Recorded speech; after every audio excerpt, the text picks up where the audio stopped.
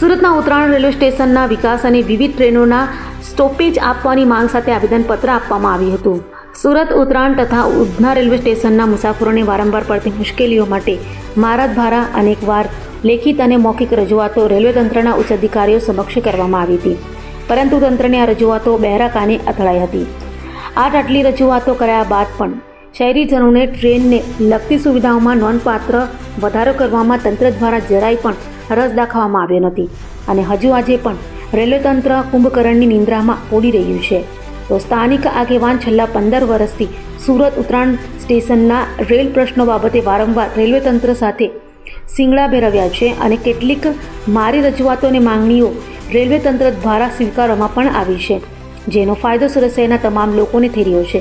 જેથી સુરત લોકસભાના સાંસદ તરીકે વારંવાર કિમ સ્ટેશન ખાતે સ્ટોપેજની માંગણી કરો છો તે સારી બાબત છે, પરંતુ ઉત્તરાયણ સ્ટેશન પણ આપની લોકસભા મત વિસ્તારમાં આવે છે, છતાં પણ આપ ઉત્તરાયણ સ્ટેશનના વિકાસ માટે કે સ્થાનિક જનતાને તે સ્ટેશનનો લાભ મળે તે માટે ઓરમાયું વર્તન કરતા હોય એવું મને લાગે છે.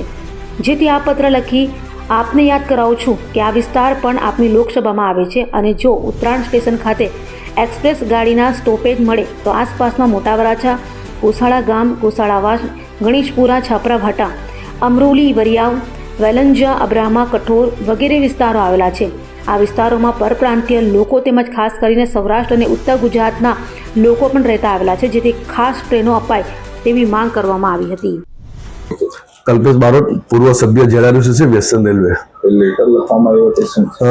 આ દિવસ સુરત લોકસભાના સાંસદ મુકેશભાઈ દલાલને પત્ર લખીને મેં માંગણી કરી છે કે આ વારંવાર સંસદમાં કિમ સ્ટેશન પર ગાડીનો સ્ટોપેજ આપવામાં આવે, કિમ સ્ટેશન પર સુવિધા આપવામાં આવી માંગણી કરો છો.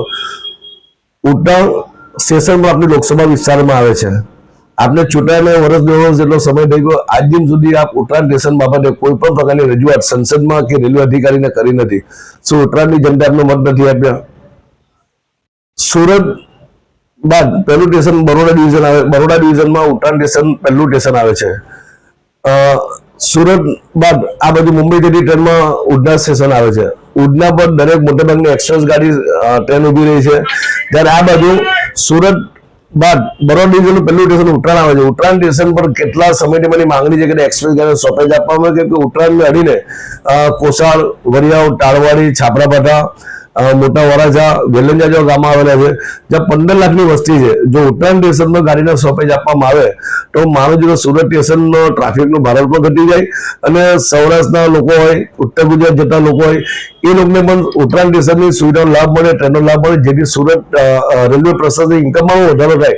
પરંતુ કોણ જાણે કે મુકેશભાઈ દલાલ ઉત્તરાયણ સ્ટેશન પ્રત્યે ઓરમાયું વર્તન રાખતા એવું મને લાગે છે. એટલે આજે મેં લેટર લખીને જાણ કરી છે કે આપ સુરત લોકસભાના સાંસદ તરીકે વારંવાર કિમની રજૂઆત કરો છો, તો આશા રાખું કે આપ ઉત્તરાયણ સ્ટેશનની રજૂઆત કરો કે ઉત્તરાયણ સ્ટેશન પર એક્સપ્રેસના સ્ટોપેજ મળે, જેથી લાખો લોકોને ટ્રેનની સુવિધાનો લાભ મળે અને ઉત્તરાયણ સ્ટેશનથી નજીકના લોકો ટ્રેનમાં બેસી જાય અને સુરત સ્ટેશનનું ભારણ ઘટે. એટલી રજૂઆત આજે મેં મુકેશ દલાલને કરી છે.